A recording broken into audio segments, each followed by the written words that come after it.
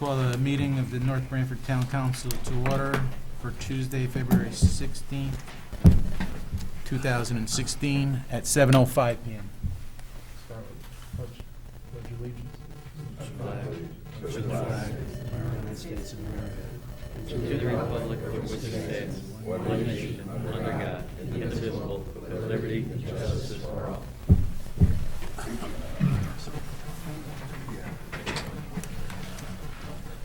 Roll call.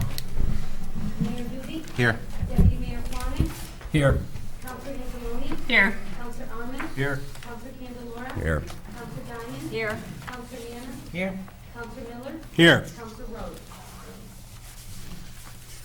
Minutes of the previous meeting, February 2nd, 2016, Water Pollution Control Authority and Town Council. So moved. Second. Corrections? Yes. Seeing none, roll call. Mayor Duty. Yes. Deputy Mayor Fawnin. Yes. Counselor Angeloni. Yes. Counselor Arman. Yes. Counselor Candelora. Yes. Counselor Diamond. Yes. Counselor Nana. Yes. Counselor Miller. Yes. Moving to the regular town council meeting. First item is reports of committees, boards, and commissions. First is Permanent Project Building Committee. There was no meeting for February due to lack of business, but there will be one in March. Next is Economic Development Commission. The minutes are in your packet. I think I pretty much covered everything at the last meeting, so I'm not sure if there's anything additional to add, but if you have any questions, I'm certainly available. Thank you. I believe they'll be meeting again next Monday. Next is Park and Recreation. There's been no meeting since our last. Park and Rec will be on the 23rd of February. Thank you. Police Commission. The Police Commission met on February 8th. In addition to the usual chief's report, the commission spent a considerable amount of time reviewing his budget proposal and also approved no parking signs on one section of Merrick Drive. If anyone wants to see the design here, it would be the first from Route 80 to out where the school is. It will not affect the people who live in the cul-de-sac, or if they're going to have like guests, extra guests, there'd still be room for the people to park on the street, but it would prevent parking in the first part of Merrick Drive. So there'll be no parking, and then no parking in between signs on both sides. Thank you.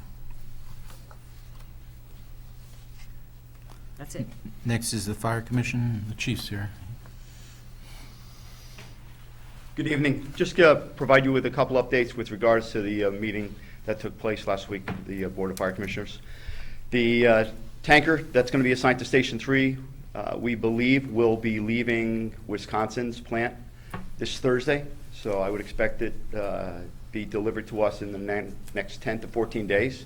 We have some minor in-house work to do on it with lettering and training and radio installation before it's put in service. We've worked on the CAD system at dispatch to put it into place. And the follow-up to that is this Thursday at the fire training facility between 8:30 and 12:30.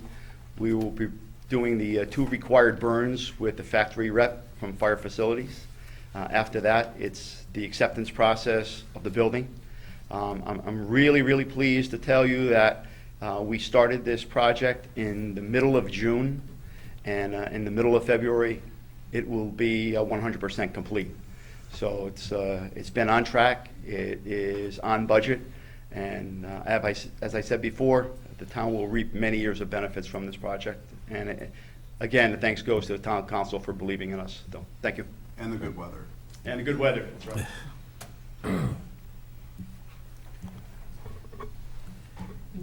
I just have a question in regards to the minutes.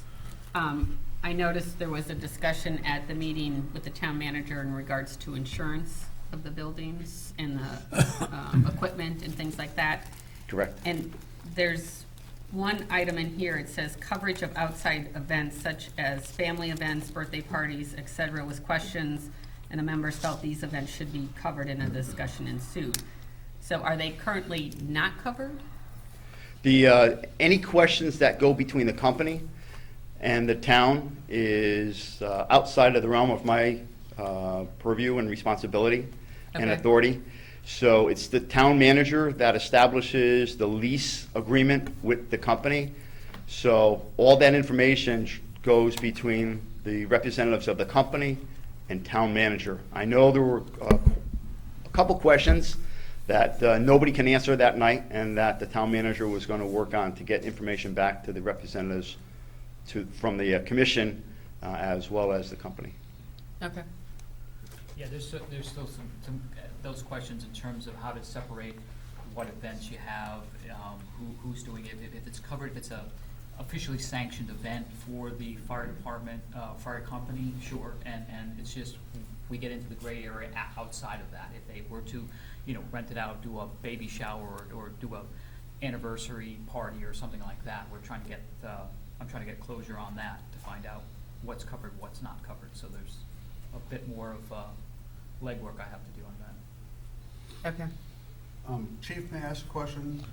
Sorry. Have you, it may be premature, but have you received any indication from other towns that they may want to utilize our facilities as well? Absolutely. We've received a number of inquiries, and actually I was working on the waiver of indemnification and liability today that follows the suit of the Connecticut Fire Academy, that it basically covers the town, the department, our officers or any of the agents from any injury or claims that are brought about by somebody that's using the facility. It's the same thing that I have to sign for anybody that we authorize to attend any program at the Connecticut Fire Academy. But again, yes, we've received a number of inquiries as to using the facility. Do you see at a certain time it'll add to our town's bottom line by this facility? At the present time, for the next fiscal year budget, we've added a new line item for facility maintenance. We're suggesting that we start off with $2,500 for maintenance. And I can't tell you what maintenance will be on the building itself. However, there's a multi-year warranty with the linings of the areas that we're burning. And in reality, if you look at the type of structure, the maintenance on the building is negligible. And it's going to be strictly monitored for use. Anybody that's from the outside that will be using the facility, it will be a policy of our department enacted by the Board of Fire Commissioners that one of our personnel that are trained in the use of the facility must be there. It doesn't matter if it's a law enforcement or fire service or EMS agency. That's the way we're going to manage that program. So there's going to be an inspection at the conclusion of training? Every single use. Yeah. And that would involve cleanup by the user. Right. Okay, so the question that Councilor Manna asked was on possible Revenue, right? Yeah. Yeah, and it will be some time before we can determine that.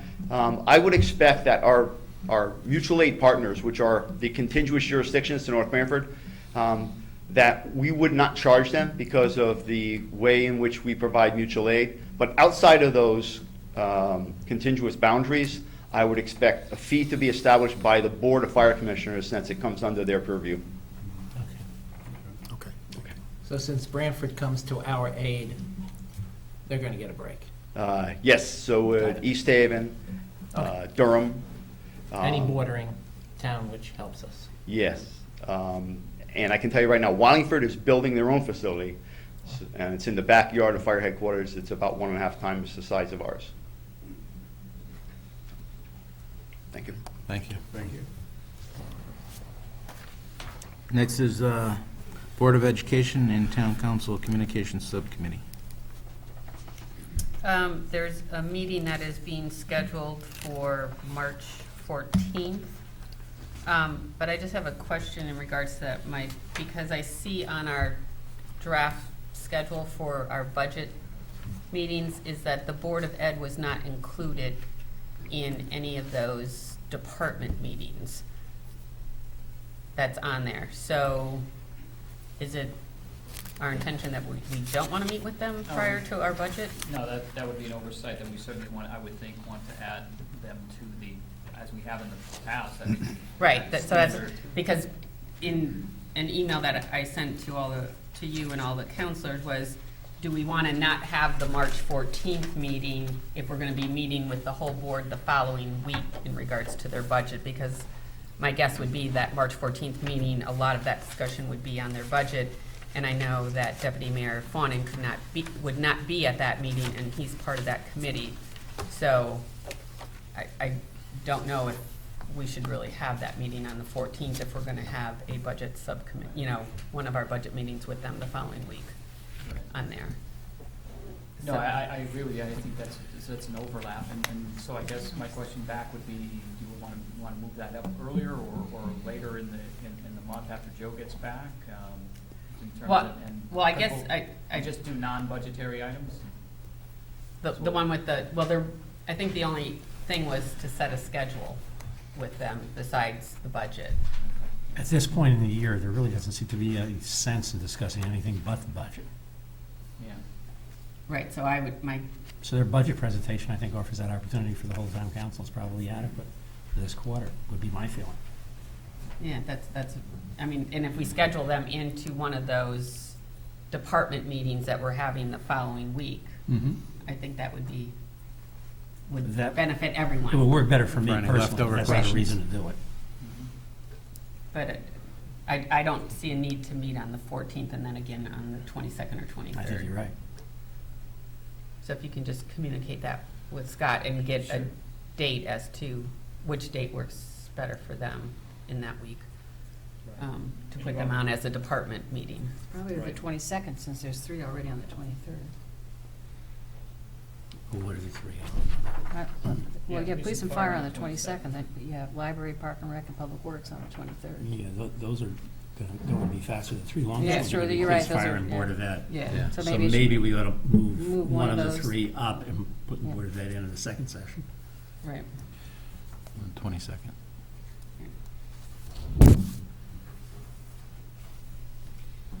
We'll wait on that discussion till we get to it on the agenda, I guess, and then we'll Yeah. figure out Okay. where you guys want to go with moving those around. No, we'll wait. Next is Town Planning Goals Subcommittee.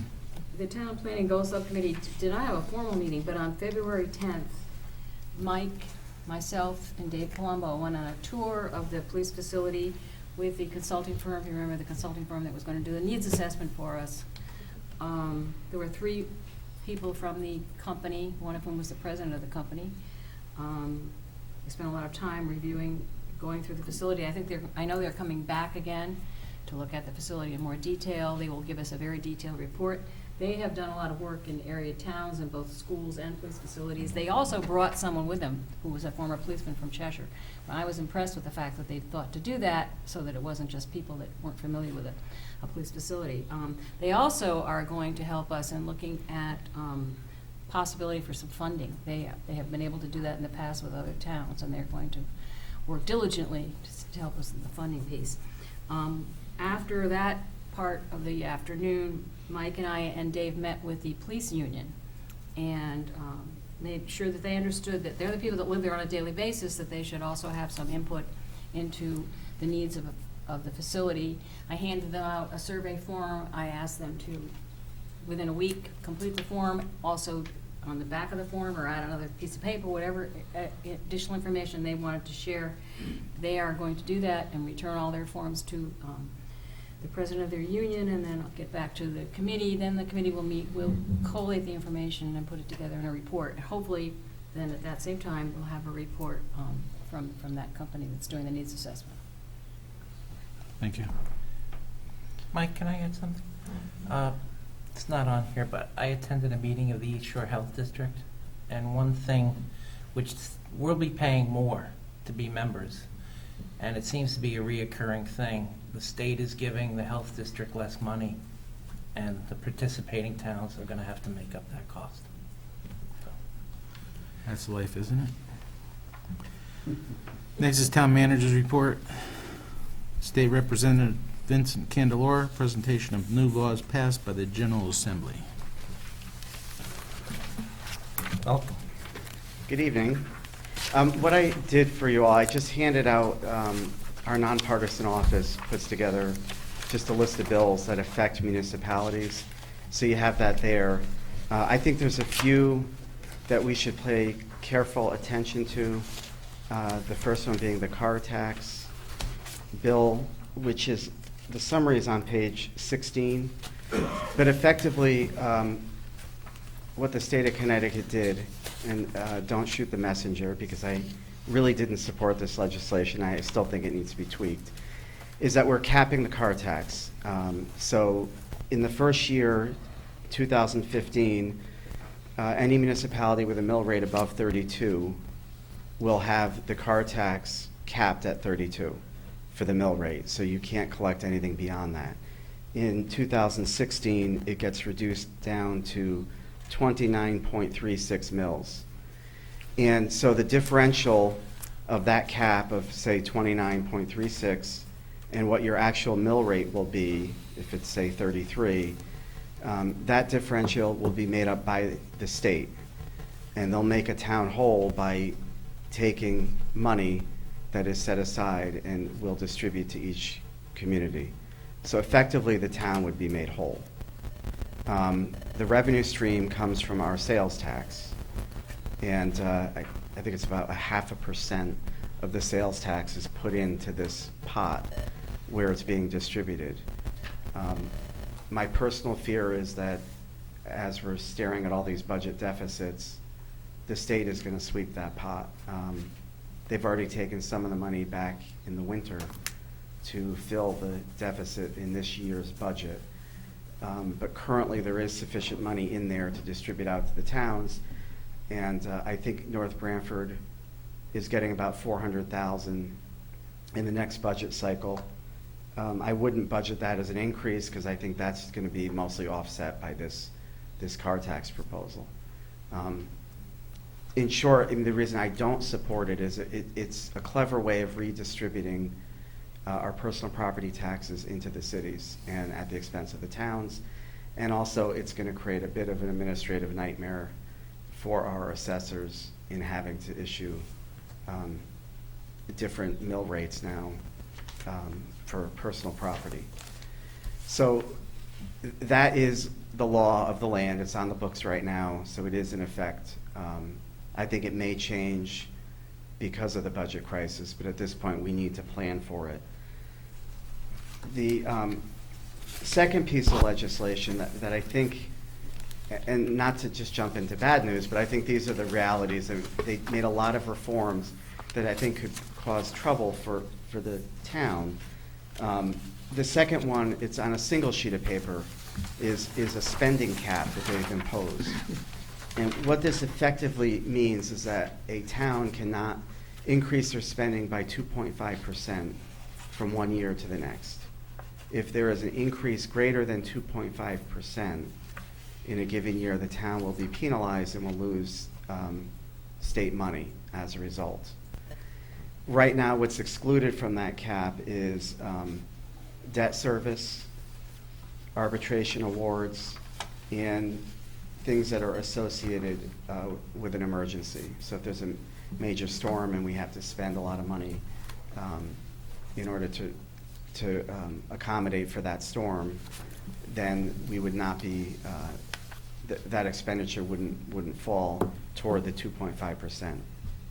What was the goal of that? I think the goal of that was to cap spending. But my cynical side is the goal of it is that 2.5% affects towns, at a greater degree, because 2% for North Branford is much different than 2% for, say, Wallingford, that has a much bigger budget. It's a way for the state to claw back money and penalize communities. I think last year there's a bit of a mentality, there's a little bit of warfare over funding in different communities. The belief that the education system, certain towns are overfunded. And so education dollars are also being clawed back in certain communities. We've avoided that fight, but for instance, a town like Madison that literally gets a couple $100 per student as opposed to our state grant of over $4,000.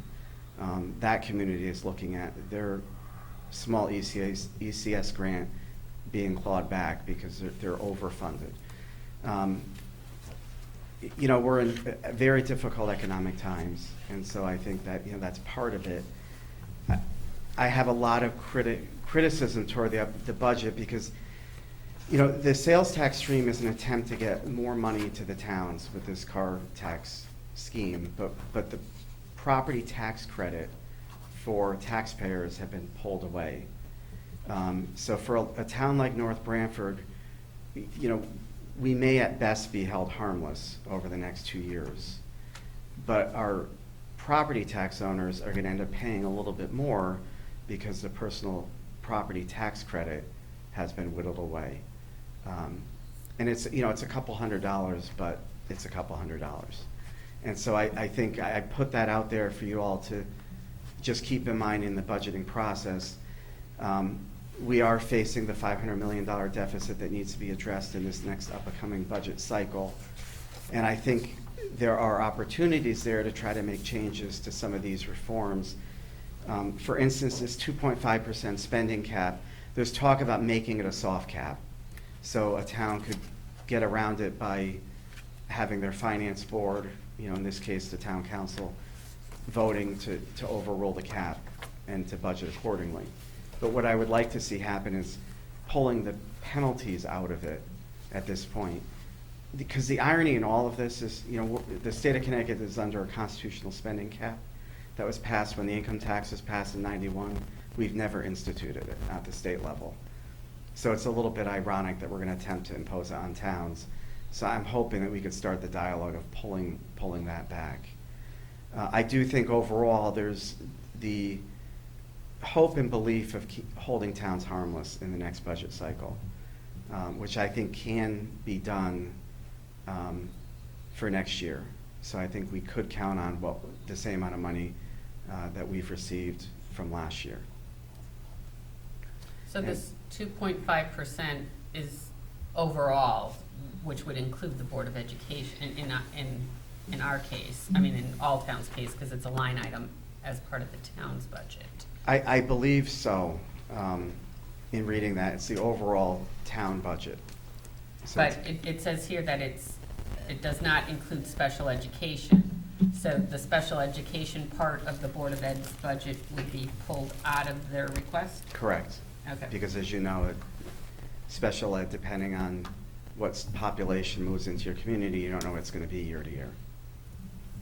Okay.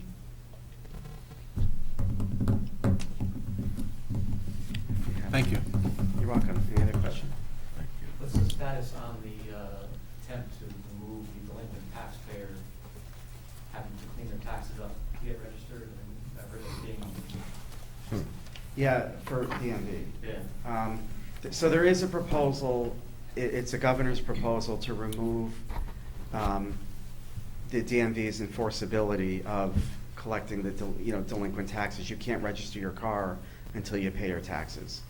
And there's a proposal out there to take that away. So I guess the towns would be left to be the collector of those taxes. It's early in the process. I personally think that probably will not go away because I think it's an effective way for DMV to make sure that people are paying their property taxes on their vehicles.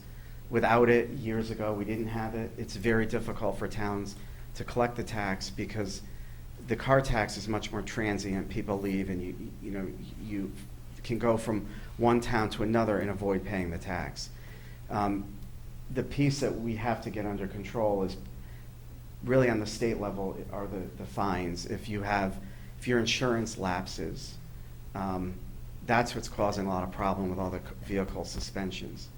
So I think there are other ways to fix the DMV debacles that are going on right now without having to touch the tax piece. And I certainly don't support eliminating it because towns are just going to lose money.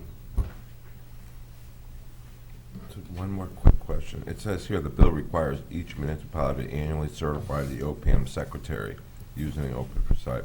So every year you self-report, basically? Correct. Every year you would self-report to the Office of Policy Management. Yeah. And I certainly would keep you updated to the status of all of these bills and what we might be seeing for this year's budget. Thank you. Thank you.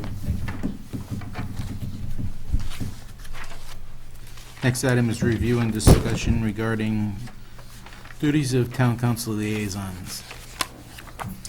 Yeah, this is item 4B, and it was requested by Councilor Rose. I just put together a brief memo to indicate where that section is under the rules and procedures. I believe Councilor Rose had just raised the issue in terms of how do we define what the roles are, participant, non-participant. And he asked that, if you wouldn't mind, to defer that to the next meeting when he comes back. Okay, so we'll just table it. And I have just one other item. I had sent out for your consideration on regional dispatch based on the meeting I had last week. If you'd like to amend the agenda to talk about that item, that was not ready for the packet, so that would need action from the council to add that item to the agenda. You could add it, if you like, under new business 9G.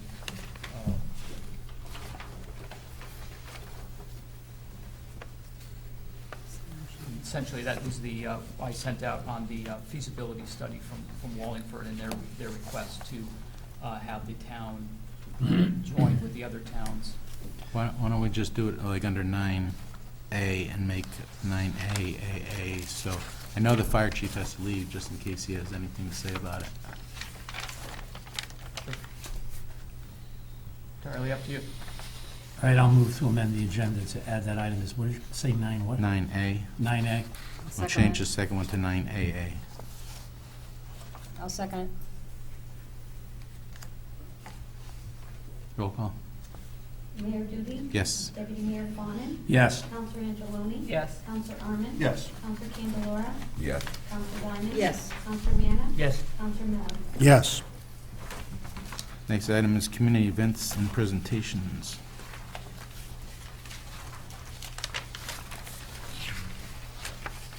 Next item, citizen statements and petitions, correspondence. Under A, household hazardous waste central correspondence. Yeah, I thought there was some data in there that the council made. It's just in there for informational purposes only, in terms of household waste collected. There's some stats in the back, not only in terms of their actual invoice, but some interesting numbers on what we collect out of North Branford.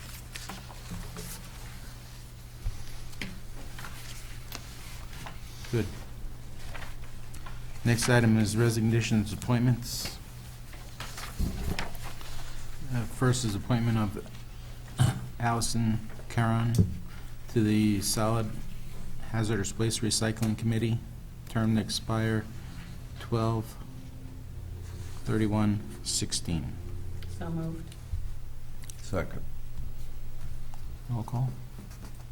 Mayor Duty? Yes. Deputy Mayor Fawnin? Yes. Counselor Angeloni? Yes. Counselor Arman? Yes. Counselor Candelora? Yes. Counselor Diamond? Yes. Counselor Manna? Yes. Counselor Miller? Yes. Next item is reappointment of Joseph Fawnin to the Pension Committee, term to expire 12/1/2017. So Second. moved. Second. Roll call. Mayor Duty? Yes. Deputy Mayor Fawnin? Abstain. Counselor Angeloni? Yes. Counselor Arman? Yes. Counselor Candelora? Yes. Counselor Diamond? Yes. Counselor Manna? Yes. Counselor Miller? Yes. Next item is appointment of Christopher Burns to the Public Safety Communications Committee. Second that. Or So- so moved, sorry. Second. Roll call. Mayor Duty? Yes. Deputy Mayor Fawnin? Yes. Counselor Angeloni? Yes. Counselor Arman? Yes. Counselor Candelora? Yes. Counselor Diamond? Yes. Counselor Manna? Yes. Counselor Miller? Yes. Next item is appointment by Fire Commissioner Andrew Champion to the Public Safety Communications Committee. So moved. Second. Roll call. Mayor Duty? Yes. Deputy Mayor Fawnin? Yes. Counselor Angeloni? Yes. Counselor Arman? Yes. Counselor Candelora? Yes. Counselor Diamond? Yes. Counselor Manna? Yes. Counselor Miller? Yes. Next is appointment by Fire Commission of Anthony Della Camera to the Public Safety Communications Committee. So moved. Second. Roll call. Mayor Duty? Yes. Deputy Mayor Fawnin, Yes. Counselor Angeloni, Yes. Counselor Arman. Yes. Counselor Candelora, Yes. Counselor Diamond. Yes. Counselor Manna. Yes. Counselor Miller. Yes. Next item is appointment by Police Commissioner David Palumbo to Public Safety Communications Committee. So moved. Seconded. Roll call? Mayor Duty, Yes. Deputy Mayor Fawnin, Yes. Counselor Angeloni. Yes. Counselor Arman. Yes. Counselor Candelora. Yes. Counselor Diamond. Yes. Counselor Manna. Yes. Counselor Miller. Yes. Next item is appointment by Police Commission of Tony Capitano to the Public Safety Communications Committee. So moved. Seconded. Mayor Duty, Yes. Deputy Mayor Fawnin, Yes. Counselor Angeloni. Yes. Counselor Arman. Yes. Counselor Candelora. Yes. Counselor Diamond. Yes. Counselor Manna. Yes. Counselor Miller. Yes. If, Mike, you could pass on their contact info to us so we can develop a meeting schedule. Sure. Thank you. Next is unfinished business, discussion, action, updates to the defined benefit plan documents, police union. Yeah, I think what we want to do in terms of cleaning up the agenda here, I think, is maybe, this was actually an item from 2012 that had to do with the language, and I think maybe procedurally, maybe take that up off the table and then no action, let it die, Yeah. and then go into a motion to approve the TA as reached with the police union. I think so, maybe two separate motion to take that up, and I guess would that be appropriate? And then just take no action, or to? We'll just make a And then motion to move on. remove that from the agenda. Just All right, remove it. is that a motion? I'll Okay. second. I make I think it was motion to remove item 8A, updates to the defined benefit plan documents, remove that from the agenda. Second. Roll call? Mayor Duty, Yes. Deputy Mayor Fawnin, Yes. Counselor Angeloni. Yes. Counselor Arman. Yes. Counselor Candelora. Yes. Counselor Diamond. Yes. Counselor Manna. Yes. Counselor Miller. Yes. We're gonna miss that one. Do you want to make a motion then to Approve. add the tentative agreement to the police All right, pension I'll plan? move to amend the agenda, add the tentative agreement with the police union regarding their pension contract to the agenda as item 8E. Second. Roll call? Mayor Duty, Yes. Deputy Mayor Fawnin, Yes. Counselor Angeloni. Yes. Counselor Arman. Yes. Counselor Candelora. Yes. Counselor Diamond. Yes. Counselor Manna. Yes. Counselor Miller. Yes. Next is review and approval of draft CMed Memorandum of Agreement, tabled December 8th, 2015. Right, this was, we had deferred last meeting, had a chance to talk with the chief about the operations and going forward. And this is, I think, the best document we can have, knowing that it's a work in progress and that the group of towns will be looking to modify and improve upon this document, adding in the language that Pat had talked about, in addition to some of the concerns that Chief Seward has as well. And I would hope that he would continue to be an integral part of that discussion and movement, because I think he has a wealth of information, and I think his concerns should be addressed.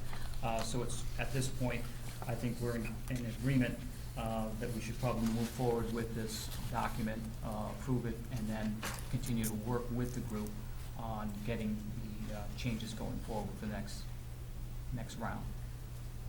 I'm just curious, if I hear from the chief, because you were against it last meeting. No, he wanted a table. He wasn't necessarily against it. Oh, I thought he was against it. It's not the fact that I was against it. There were some issues that caused me some great concern that don't appear in the language. And after talking to Mike, with all the other towns already signing this agreement, there's no way to go back in and facilitate any change. So as Mike just said, for North Branford to sign, and then we need to go in, because this technically it's good for 1 year. So we can go back in and work with the other towns to look at what should be in there to make it a little bit stronger to protect ourselves. There's very little in there to protect our town as well as anybody else's. And that has to do with if a town opts to leave or a town opts to join, and what the financial situation could be whether you take in or drop out. So your reservations have been addressed? They have. Okay. I'm going to move to approve the memorandum of agreement with AMR to provide emergency medical coordination services as a participating member of MedCom, and authorize the town manager, Michael Paulus, to sign the agreement on behalf of the town of North Branford for the 2015-2016 fiscal year. Second. Roll call.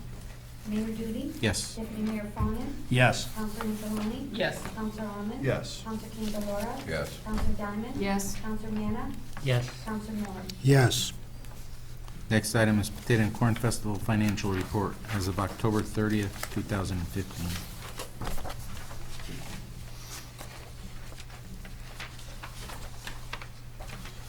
Any questions?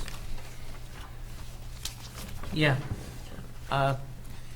We run on like a 12.5% profit with this thing, right? Have we ever experienced a rain date, A rain out. a rain out Yeah. on any of the days? Oh, on The any- entire weekend Yeah. or a day? There's been rain. Well, I've We've seen, had I've day seen day. in Branford a total Father's Day rain out. Right. But a rain out could be devastating, correct? We haven't had that yet, knock on wood. We've had some rain days, Yeah. but no rain outs. Okay. But we have asked the question previously about in their fund, what are their fixed expenses that would have to be covered if it was a complete rain out for the whole weekend and they made nothing, and their fund balance has enough in it to sustain that, to pay for that. And that's so a that mandate was- from the council.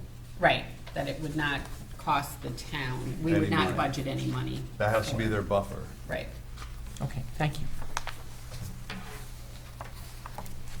And we will never have a rain out, by the way. Next is review budget schedule for 2016, 2017.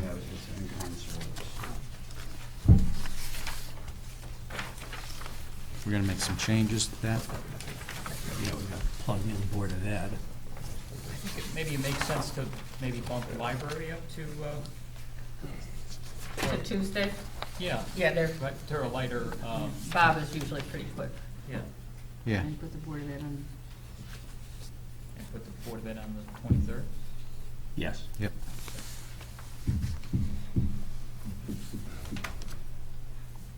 Want to put a time in for them? What's Is that just a- Franny going to take, 45 minutes, half an hour? He said he's quick. Half an hour? Doesn't take that long. So make them like Is there a specific order 8:30? you want on the 23rd? Or do you want Board of Ed to Doesn't matter, take guys, we're library here for spot? the duration, it's up to them. Yeah, whatever's easier. Okay.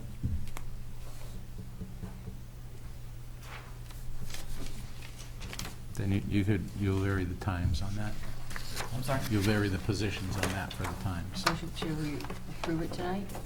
You check with the Board of Ed? Yeah, absolutely. Yep, and see if we have to move, if they need to be at 8 or whatever. and Talk to them about that.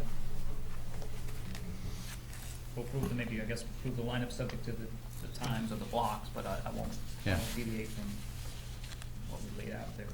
It just is what it is, I don't think we need a motion No, for it. no. That's fine.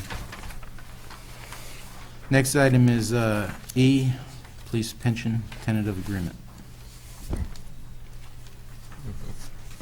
Yeah, I think just as a simple motion to approve the tentative agreement reached with the police union regarding their retirement plan for the police employees. We gotta put the salient facts on the record, don't you think? Yeah. And basically, the new contract will be for 10 years, running to 2026. Right. It will, effective October 5, I believe was the date of 2015, all new hires in the police department will be covered with a defined contribution plan with the employee. Yeah, yeah, I'm not sure we, maybe you're right, I'm not sure we need that level of detail though, because it's captured in the TA, it was signed off on. Just make the public aware of what we're doing. Sure. Police are gonna pay 5%, the town's paying 10. Existing employees can opt into the plan if they choose, within 30 days after its approval, which presumably will be today. Now I'll shut up. Second. I'll second it. Roll call. Mayor Duty, Yes. Deputy Mayor Fawnin, Yes. Counselor Angeloni, Yes. Counselor Arman, Yes. Counselor Candelora, Yes. Counselor Diamond, Yes. Counselor Manna, Yes. Counselor Miller. Yes. Next is new business session and action. First item is regional dispatch. Yeah, so I put together just sort of background on that meeting. There was a lot covered in terms of the, organizational structure, talking about the capital costs, operational costs, interoperability, technical computer issues, radios, a lot there. And it's a work in progress, but we're having a seat at the table. We are welcome to join this group of four, which includes, this is Wallingford taking the lead with North Haven, Cheshire, and North Branford. So a lot of it comes down to, a cost-benefit analysis and, how much it would take to retrofit, and that's sort of the first step that Wallingford has done on behalf of the group, has gone out to seek an RFP. They got a response back from this engineering firm, Silver Petroselli and Associates. So they've done that, and they're seeking the towns that are involved and at the table to do a cost share for that. That is $16,000 for the study, which is essentially going to look at 2 buildings and then a vacant lot.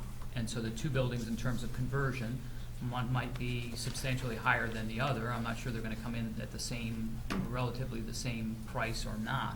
But that's what the study is to do, to say, okay, if you were going to do a regional dispatch center, and you're looking at these 2 buildings, which one's going to work for you, and going to be a lower cost for you, or at least put the price tag on each of those 2 buildings, and then if those are exorbitant prices, look at a parcel of land in which to build or construct and compare those costs. So it's I think, the first step that we've got to do in terms of trying to get our arms around what the startup costs are going to be. And then we'll absolutely have to have other conversations in terms of the actual operational and transitional costs. There is some money, we're told, from the state that each participating town that comes to the table will get funding from the state to the tune of about $250,000. So within a group of 4 coming together, there theoretically would be $1 million coming to do the conversion, build out, and transition. And again, it's too early to tell until they do this study, what the building costs are going to be. And then I fear that a lot of more money spent in the transition to get each of these departments in, talking and communicating correctly. So that interoperability, that connect piece in there. So, but this is a step in the right direction, and there's no guarantee that this is going to fly if the council approves just over 2,000 as part of our share based on a per capita, that it goes anywhere. It may go nowhere. We may get into after the conversion costs, into the operation costs, and say, this just isn't going to work. This doesn't make sense. So, is this for entire dispatch or just for 911? the way I read it is emergency 911 calls only, and that was another area of discussion, and certainly I defer to Anthony or Chief Seward, who were part of the conversation as well, that it's emergency 911 dispatching center for emergency calls, and we've got to work on, protocol and/or policy on administrative calls. What happens with those? What happens with the towns in terms of their stations, and manning those stations? What happens with a whole host of prisoner transport and a few other issues? But the way I understood it, and correct me if I'm wrong, is he was focused entirely on as a emergency 911 call center. Dispatch. So the everyday basic calls, we would still have our dispatchers here, and then this would be a separate dispatch for 911. Administrative Right. We calls. have to carve out what that's going to look like. Those admin or non-emergency calls, and figure out how to administer those. So it's really like a regional 911 dispatch, not a total regional dispatch.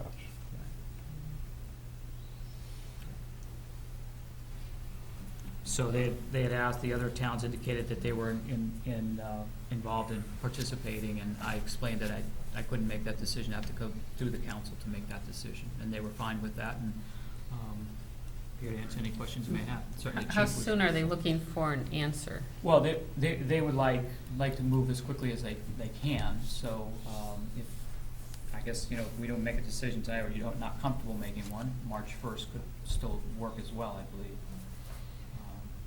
They did not give a, Well, I just think that this would be the ideal topic to send to the Public Safety Communications Committee, since we now have all the members to it, that I would like, you know, this is exactly why we formed that committee.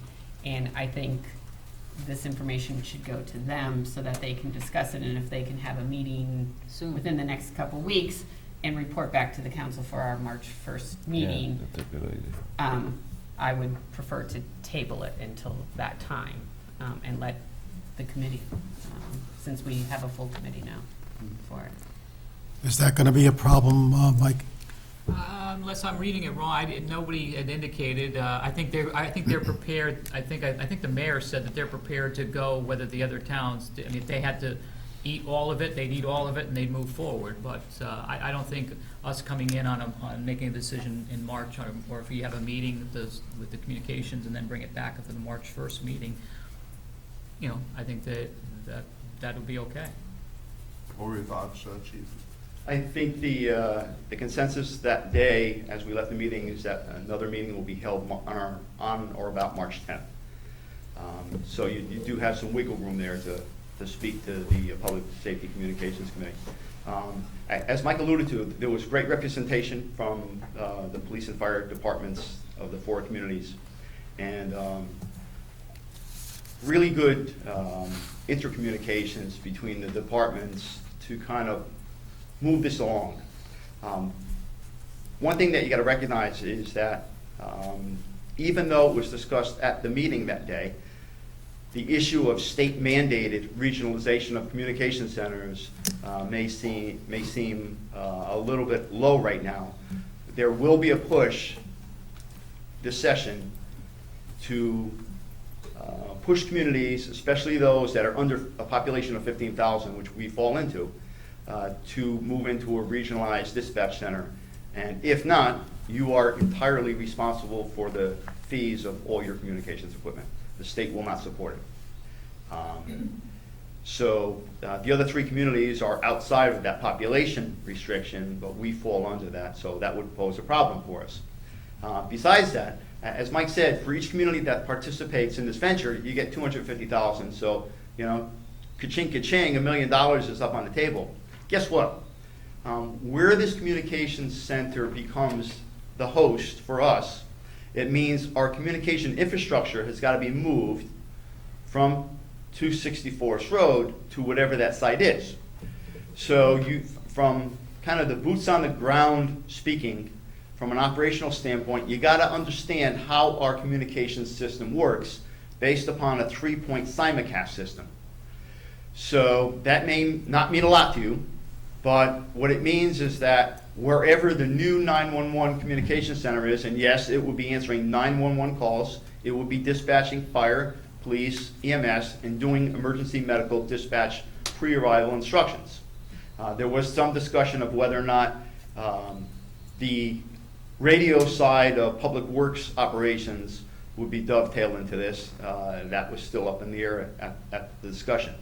But when you move your infrastructure, for example, from North Branford to a site someplace else, and we're looking at 3 places in Wallingford, that place in Wallingford has got to have a view so that if in fact we went from a point-to-point system, which is another word for microwave, from Wallingford to Ochenkowski's tower where our main infrastructure sits, we would have to have a direct line of sight. If not, now you're moving backwards into the use of T1 telephone lines, copper wire, which by far is the most substantial breaking point in our system today. We have T1 lines that go from Commerce Drive and Reeds Gap Road into Ochenkowski's communication hub, And those two sites go down repeatedly for us. And because we don't have a direct line of sight, there's no way to do microwave. So if we move to a spot in Wallingford, whatever that spot is, or whatever the height of that tower is, we're going to have a direct line of sight. And if not, there's added costs. So, $1 million sounds like a lot, $250 per town, but when it comes to moving and setting up equipment, that's not a lot of money, believe me. So, again, there's some reservations, but at the same time, we need to move forward and we need to regionalize our operation. So right now, microwave is the way to go. I mean, there's nothing better than microwave is the way that you should go if you're gonna do this. Absolutely. So if we don't have a direct line of sight, then we're talking about a taller tower or a different placement of the tower in order to get a straight sight? Either it's a direct line of sight, Right. or it possibly could mean that you have to go from point A to point B to get to point C. Right. To keep that microwave intact, which microwave systems are really costly. So wouldn't that determine what would be most advantageous to the town to go? Like, it may not be Wallingford, it could be some other. Well, if you keep it in Wallingford, you got to remember that you have to please 4 communities' communication infrastructure. Now, it's my understanding that there are limits to what you can spend that $250,000 on, but Yes. having a higher tower is one thing that would be allowed. Is that correct? Now, if you had to do From my that. understanding, yes, but $250,000 is not a lot. No, I of understand that, but I money. mean, that is one of the things that you can. It I is. understand there are limits to what you can use. that Yeah, money you for. can't do new construction. Right, but you can remodel. You can remodel, that's right. Okay. See, I'm doing my homework here. But again, we've kind of said this all along, we need to do something to make the communication for this town better than what it is now. Whether it's adding another dispatcher, which I have, for the second year in a row, proposed to the police chief, or regionalize, we have to improve the way we operate our system. Well, it sounds to me like we have to regionalize, right? I mean, we're gonna be forced to based on our population. My personal opinion, at some point, you're absolutely right. So, okay. So I think the important thing is for the communications committee to meet before March 10th. I think there's a lot of good information No, before March that could be brought to them. And, looking at the committee's composition, I think some good information is going to come out of that. Thank you. Okay, so. So we'll have to table. The committee's gonna have to meet before the 1st of March. Yeah. And we'll table, we've got a motion. to approve. Nobody made a Nobody motion, made a motion. but we're not going to act on it until Right. March 1st. Right. So- Chief, did anybody look at that site in Wallingford, to Oshinkowski's tower? It's gotta be pretty close to Well, a site. How do you determine whether you can? They're called propagation studies. So there's computer programs, simulation programs that you put coordinates of transmission towers as well as receiver sites in, and look at the way the radio signals would be generated to and from that spot into your locality. And that would have to be done 4 times, one for each per community. So again, we're not only making sure that we're going to have communications, but because you're centralizing 911 operations for 4 towns, the other 3 towns would have to have an effective system as well. But from that site. initially, this will be just 911? It is 911, and that's what the state is going to mandate. But So your initially, administrative- they're only looking at 911, and then Yes. they send the call back to North Branford to dispatch? No. Or they're gonna No, dispatch? They the dispatch the on- 911 call would be taken there and dispatched from there. So the admin side is taken care of locally. And police would be on their own? And For what? fire? Police dispatch? Oh, no. Would be Not- out of- The so 911 center, everything- police, everything's fire, gonna be out of EMS. there. Right, Okay. everything. And in order to get the money, it's the only way you can do it. Okay. You have to do those 3 disciplines in one room. Okay. Thank you.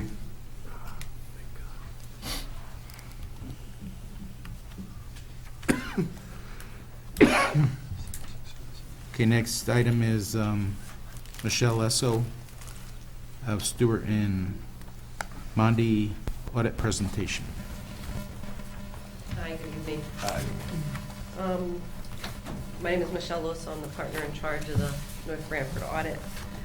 Just to give you some brief overviews of the audit. If you do have any other questions, I'll be happy to take them after the presentation or after this meeting if you have any specific questions that you want to address. We again performed a financial statement audit for the town that also encompasses the Board of Education as well as all of the town departments. It was an unmodified, clean opinion again this year. In addition, there were no material weaknesses or significant deficiencies noted in internal controls. We also performed a federal and state compliance audits on grants received, both federal and state. Again, there was unmodified, clean opinions on those compliance reports, and no material weaknesses or significant deficiencies related to the controls over those compliance procedures. The general fund ended June 30th, 2015 with a approximately $472,000 budget surplus. About $178,000 of that was on the revenue side, pretty much mainly in collections on delinquent property taxes, higher supplemental motor vehicles, and interest charges related to those. There's also a surplus on the expenditure side of about $294,000. Pretty much spread over all kinds of various departments, no one big spike in those areas. The unassigned fund balance as of June was about $6.0 million, about 12% of your 15-16 budget. The town's target is about 10%, so you're very comfortably positioned at the end of the year. Some significant items that transpired this past year, as you might have seen in the financial statements, there's a significant amount of new pension disclosures. GASB 68 was implemented this year, recognizing a full liability for your 3 pension plans. That was mandated by GASB, which is the pronouncement that you follow. So there's approximately an $8.6 million liability sitting now on your full accrual statements for those 3 plans. Obviously, a lot of things factor into that, various actuarial percentages, discount rates. It's also a measure of a point in time of what investment values are. Obviously, those fluctuate with the market. So the next day, the market could have went up and you had a $5 million liability. So you got to take all of those numbers in conjunction, looking at the actuarial assumptions, looking at how you're funding those pension plans. You are funding them as the actuaries are recommending. There's no shortfall in those contributions to the plan. There was a management letter issued. Again, there were 2 repeat comments. One regarding updating personnel manuals for town employees. The other one was regarding Board of Ed grant funds. I think at this point that the research related to those funds has run its course, and I think at this point it has to be either town council, Board of Education, maybe even a legal opinion needed on what to do with those funds. I've done some research. I know staff employees at the Board of Ed have dug back as far as they've could.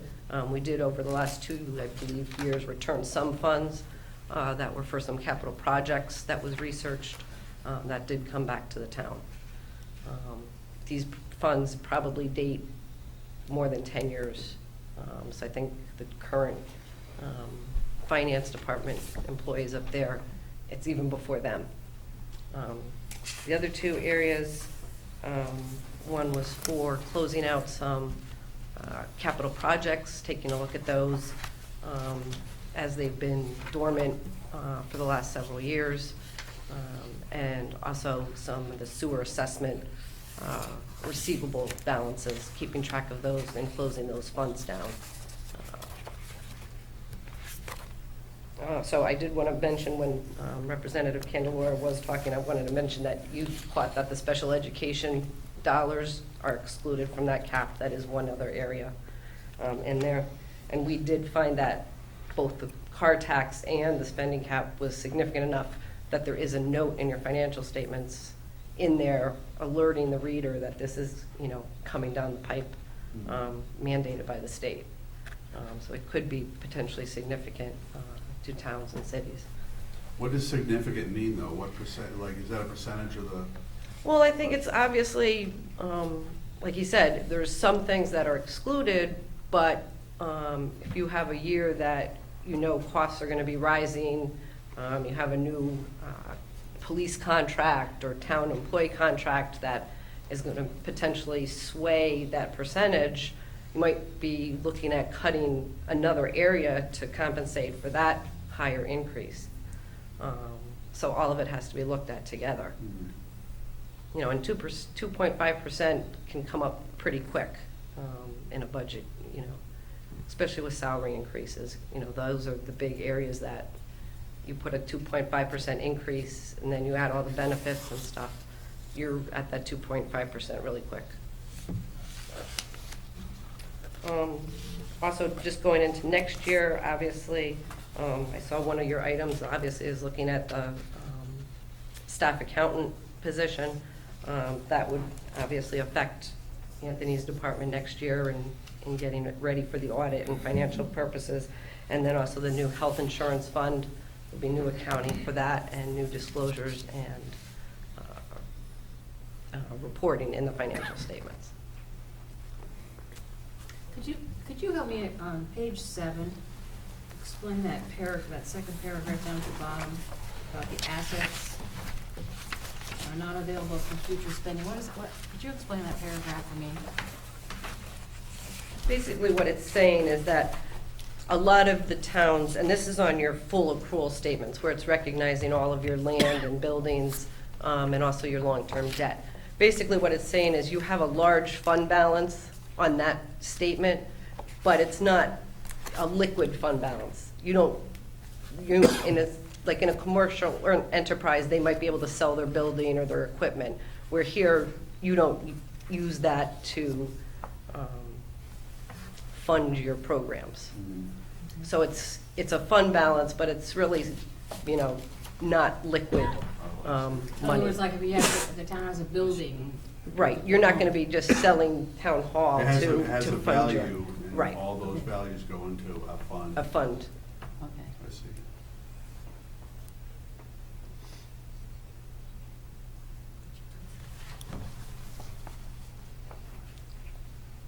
Any other questions? Thank you. Oh, thank you very much. Yeah, thank you.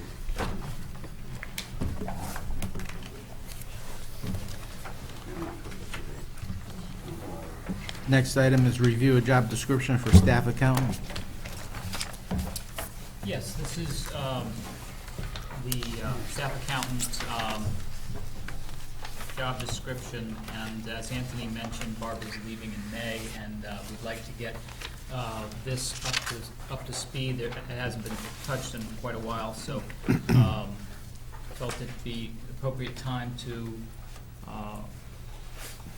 update this and then begin the process in transition. We'd like to get that process going, and this is the first piece that we'd like to get your approval on. We've indicated here in bold where the new language and the strikeouts and some of the older language that was, for example, down in the knowledge, skills, abilities, knowledge of Lotus 1, 2, 3 is not actually something that people use too much of these days. So, just trying to update it as much as we could with matching what and Barbara had a lot of input in terms of doing this as well, in terms of telling us what she actually does and works on. So hoping to have your approval for the job description.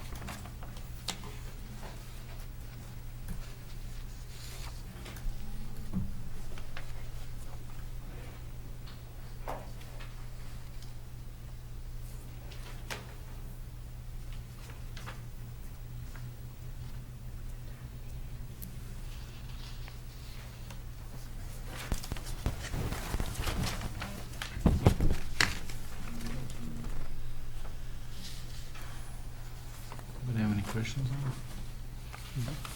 it? Need an approval, Mike? Yes. Or just, Motion to accept the staff accountant So moved. Second. job description. Just one question. Where does this get posted, and like, what's the hiring process? Well, it's outside the union, so we'll post, or we'll post in there our bulletin boards and our website, and then we'll go into figure out how far the reach will go in terms of publications. And GFOA is a great site, probably be our best opportunity, which is the state's finance officers organization, and I believe they have a website or newsletter. Correct. That we'll be able to blast out there, in addition to, if, New Haven Register, the Sound, it's probably about as far as we go, because I think we'll get great, cost-effective through GFOA. And again, New Haven Register will get us some reach, but it's very expensive. So typically, we try to go online and get it targeted to the finance officers who are reading that, and then use local sound effect time on wherever we can. But then the process would be myself and Anthony and probably a third panel to interview a person, and we'd hope to have a transition period for a person to come in and work with Barbara on that. And then before, would the top two be brought here, like we've done in the past? I'm not sure that's one of the positions under that. I think I've got to review that. I mean, we could still do it that way. Typically, it's for department head level or anything specifically listed in the chart, but I'll review it. I at this point, I have no problem. Again, sometimes it's more art than science, so a group of 9 looking at helping me choose the best candidate, I don't think hurts.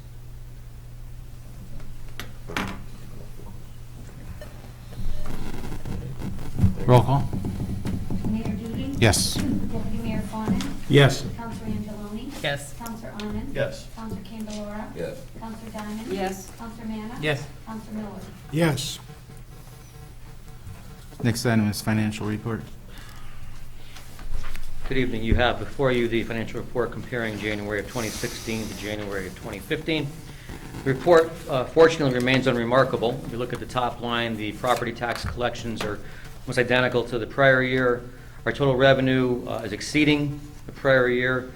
A couple of new departments popped up as being overexpended, but if you look on the second page where the actual out-the-door expenditures are, things like the ZBA is showing overexpended, but it's a purchase order for some advertising.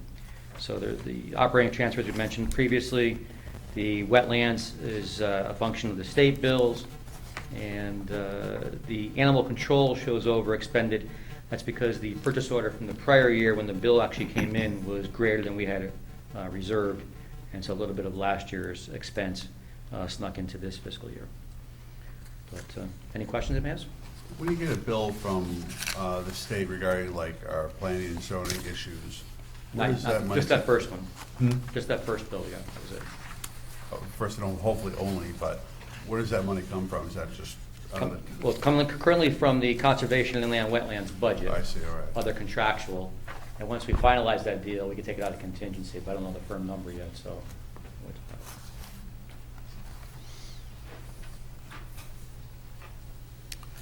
Next item is tax refunds. Move to approve. Second. Roll call? Mayor Duty? Yes. Deputy Mayor Fawnin? Yes. Counselor Angeloni? Yes. Counselor Arman? Yes. Counselor Candelora? Yes. Counselor Diamond? Yes. Counselor Manna? Yes. Counselor Miller? Yes. Next item is close out a capital fund. Suggested motion. One of the items that Michelle had mentioned was looking at some capital project funds. This one is a small one, $700, in the ambulance building fund that's obviously been constructed for several years. I'm just looking to transfer the money from the building fund to the ambulance capital reserve that replaces the ambulance out of it.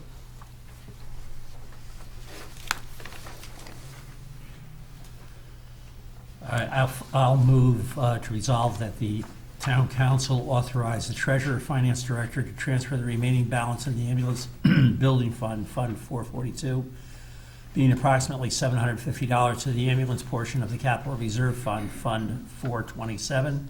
Furthermore, the treasurer, finance director is authorized to close Fund 442. Second. Roll call. Mayor Duty? Yes. Deputy Mayor Fawnin? Yes. Counselor Angeloni? Yes. Counselor Arman? Yes. Counselor Candelara? Yes. Counselor Diamond? Yes. Counselor Manna? Yes. Counselor Miller? Yes. Next item is delinquent police extra duty bills.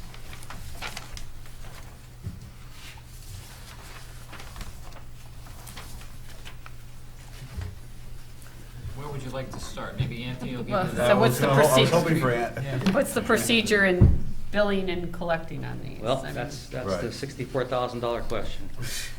The ironic part is, historically, there has been a great working relationship, where if there were delinquent extra duty assignments, we would contact the police department, and obviously, it has more bearing if the police department calls you up, says you're delinquent, than Anthony or Terry in the town hall. And that has yielded great fruit for us. And I just say that cooperation currently doesn't exist. So the $10,000 on that final column, there's some big hits out there. Towards the bottom of that column, $2,300, Toys R Us. We did Black Friday coverage in North Haven, Toys R Us. Hamden. Hamden was, I thought it was Hamden. and I don't think we've been billing them, we send There's one, duplicate Oh, bills. maybe it's we North send- Haven, yeah. Might North be Haven. North We Haven. send letters, they ignore them. So if you're Toys R Us, you're probably saying, I never hired North Branford, I hired North Haven. And that's probably the confusion. Well, the two big ones towards the top, the Branford High School and the CIAC, are issues that Dave Madul, in the short time he had this list, made great strides on. I guess it's a function of when you have hockey tournaments, the host team is responsible for the police up to a certain point in the tournament. And then it becomes CIAC from there to the conclusion. And we were billing probably incorrectly, based on what the information we had gotten from the police department. So all it takes is a couple of phone calls. This is being done by my part-time clerk, who we do biweekly pay. So this week she's straight out doing payroll. In the off week, she does cash receipts, extra duty billing. She's my Anthem person, has benefits, things like that. So we put it on a QuickBooks program about maybe 6 years ago to keep track of it. And, it gives us an aging, but we need some assistance. All we're looking for is a little cooperation. And I'm not sure if you guys saw the letter that was written by the police commission. No. I didn't see it. Got a letter today that certainly ruffled some feathers. Starts out, it's from the chairman of the police commission, and I'll get to the meat. It says, it was determined that this is an oversight on the finance department not to follow up on these outstanding invoices, some dating back as far as 2008. With this being said, this is something that the finance department should be following up on regularly, and is not a dollar amount that should be reduced in the police. I had emailed the police chief after back and forth with certain people, and I said, well, if we can't get the collections of these delinquent accounts, we're going to take it out of your budget. It's got to come from somewhere, right? This is an extra duty fund that the money comes out when we pay the officer, and it goes back in when we bill the companies. Well, if the billing's not coming in, you can't have funds with negative balances. So either we got to have money out of the police department budget into here, or take that cost and reassign it there. And I guess that didn't sit well with the police commission. But to say it's an oversight of the finance department, we're not a collection agency either. No, they're not. I grant that, but neither are we. We're sending an invoice out. We're sending a repeated invoice out. Sending a letter out. Making phone calls. It's an oversight of the people that owe us the money, maybe. So Anthony, all right, I'm Joe Blow, I hire Right. 2 officers to come to the facility. Right. Now, a bill is generated and sent. What happens is on the police officer's timesheet, it says Anthony Candelora did outside service at Ice Pavilion, Bill Hand High School. We pay you, we charge extra duty account, we pay you in your payroll check. In that off week when she's not doing payroll, she goes back and creates an invoice to Hand High School for Anthony Candelora. And then the money comes in and it marries up with the expenses when we paid you out, everybody's happy. So it's a matter of, all we're looking for is a little cooperation. No, I know, I'm just trying to You get the that's procedure, logistically how it works. how- Logistically is you get hired by the ICE Pavilion for a job. Now, some of these on here too are individuals. Some people maybe they had to have a police officer at their house for whatever reason, Quinnipiac University is an interesting one. I myself have been dealing with that one. It was a sorority.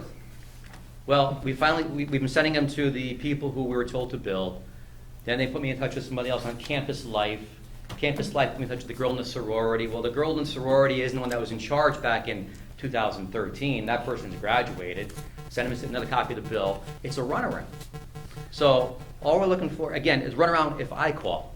But I'm sure if XYZ from the police department called, it kind of gets bring to the top of the pile a little. Like a Splendid Tree, we all know they're still in business, they're around. Well, that's a current one though.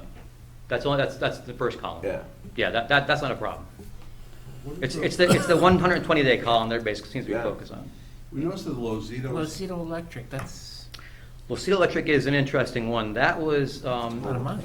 well, But they're that's finance charges. Oh. Because there was a deal with the former town attorney. They were delinquent on extra duty significantly.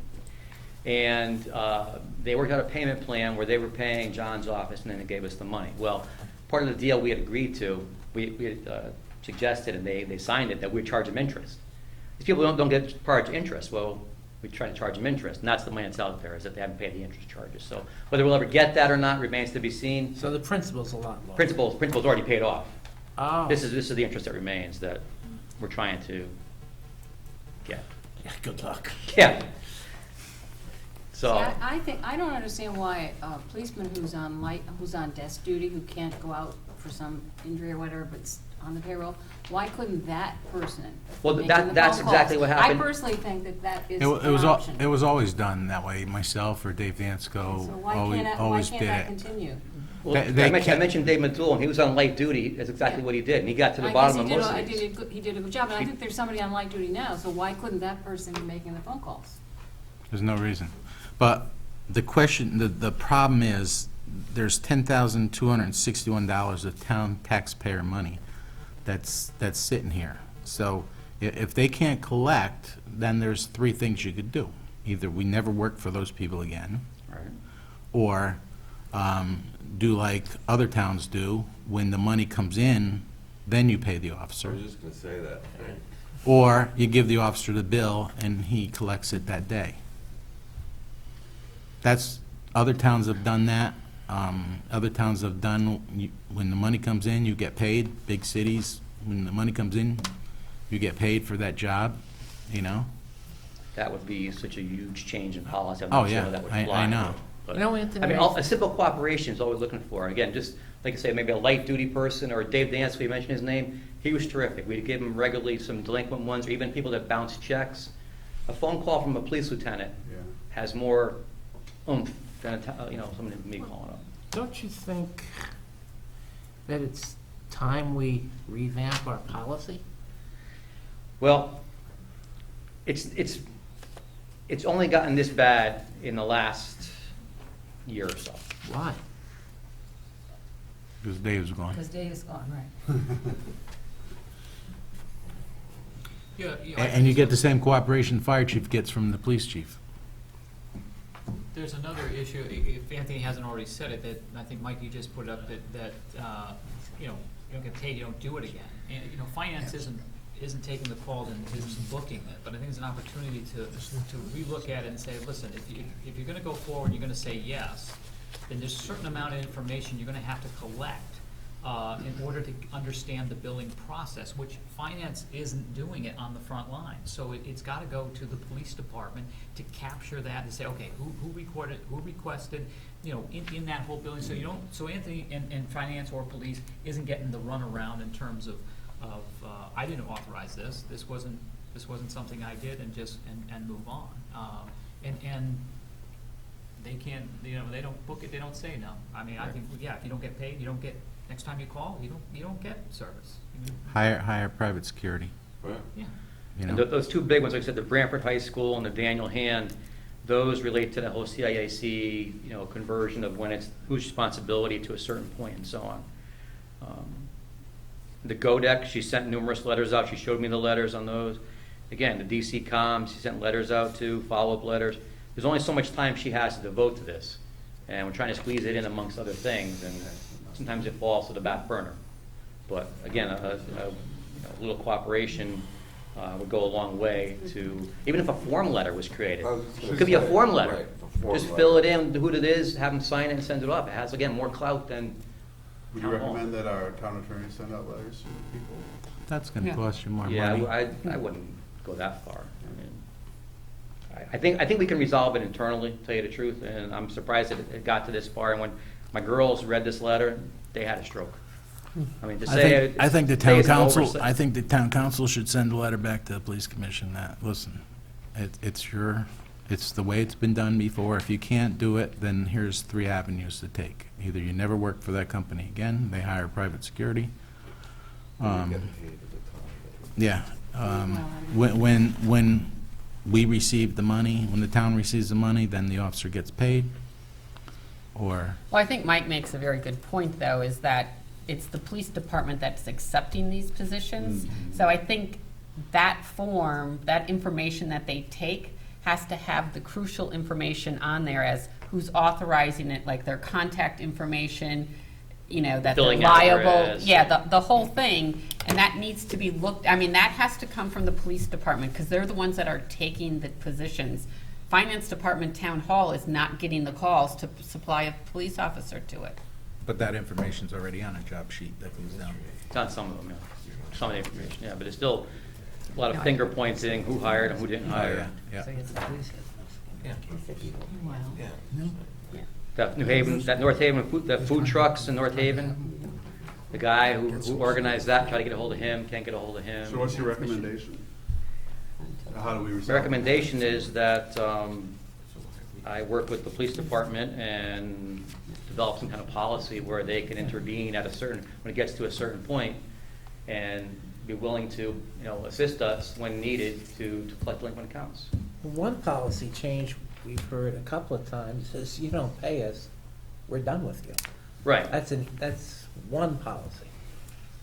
that's a valid point. And is the accounting at Or the you could do- police end what you would hope it would be? Wallingford. Well, the police, all the police do, if you're, you know, ICE pavilion, you call the police department and say, I want a police officer this name. They write on a sheet form, and they fill the job with, you know, George and Dan are the 2 cops that go. And then they send it down to us, and then on your timesheet comes in, George and Dan have extra duty assignments at the ICE pavilion. So their accounting really isn't an issue, it's just a matter of their participation and cooperation in the collection process. Yes, that's right, they're not. I mean, we're talking, we're talking like 200 invoices a year, we're talking, I mean, this is, of all the invoices we do, there's very few that fall into this, you know, bad apple category. Roughly 170 to 200 a year we're doing, they all come in and pay. It's only these few that we need some assistance with that, again. It's probably a glitch or something stupid that. Well, it could be legitimately an oversight. I mean, the Right. Best Buy one is sales tax. We didn't charge them sales tax initially. We went back and added sales tax on the bill because they're a private company, and you see they haven't paid that. That Bob Mitchell, that's a private person that ordered a cop. Not sure what it was for. You see Roberts on the bottom there, that's a private person who ordered a cop. You know, I don't know what that was for. But again, we've exhausted our efforts, and then to get it, you know, we're trying to be a spirit of cooperation and teamwork, and to say that it's our fault for not collecting, it really ruffled some feathers, shall we say. To cut our losses in the future, I would think we need a revamp of policy. You know, a lot, you know, you're not gonna get $12,000 in interest charges, I get it. No. But- Well, they agreed, they signed the document, they signed the agreement. What, So- 3 years ago, 5 years ago? Yeah, I don't know, but So, I'm more important about the other ones getting collected than the little Cito You one. know what? Take this and put it in the Totucket Times, all the ones that are delinquent at 120 days. Not all of them are local concerns. With the registered. who does write the policy on this? I don't believe there's even a formal policy. I mean, it's basically, that's the way it's always been done. You know, the payroll comes down with XYZ officer did this job, send a bill out to this company, and that's what we do. Before we did QuickBooks, it was done on an Excel sheet that we did once and threw it a drawer. So never kept track of the aging or things like that. So, you know, again, of the 200 invoices a year we do, 99% of them without a hitch. It's that 1% that we need some assistance with, that's all we're looking for. And again, I didn't bring this up. I don't know how it got, this far in life, but it got far, and I'm willing to sit down with, with Gary or Matt and try to resolve it, but it's an easy resolution. Well, why didn't you and Mike meet with the police chief and then Yeah. come back and tell us how you made out, and if we have to get involved? Okay. I agree. I think a form letter would really do a lot from the police department. I know if I got a letter from the police Right, department. it has more clout than, Anthony or Terry sent me a letter. Yeah. So I would bring that up. I think that's a good avenue. And then looking at policy, like Policy. you mentioned.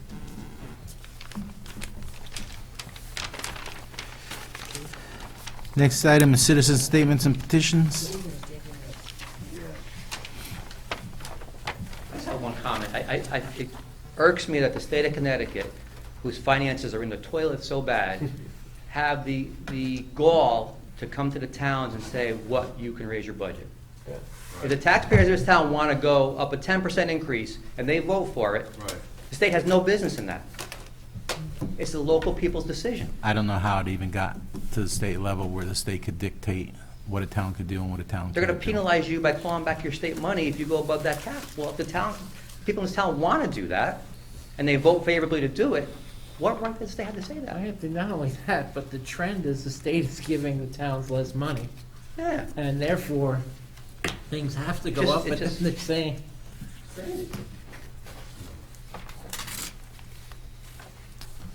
Well, they're mandating a spending cap on the town side when the state isn't adhering to a spending cap. Right. Next item is executive session. I don't believe we have any. Or do No, we- but I just, before you left public comment, I just Okay. wanted to take an opportunity to just quickly thank Mary for filling it tonight, for being clerk. Thank you, Mary. Thank you for the Thank you, cookies. Mary. Thank you for And dinner. thank you for the cookies. But, yeah, no executive session necessary. Make a Next motion next item is adjournment. to- Make a motion to adjourn. Second. That was a quick second. it's a quick Roll call. meeting, 8:30. I know, 8:30. Yes. Yes. Counselor Angeloni? Yes. Counselor Arman? Yes. Counselor Candelara? Yes. Counselor Diamond? Yes. Counselor Manna? Yes. Counselor Miller? Yes.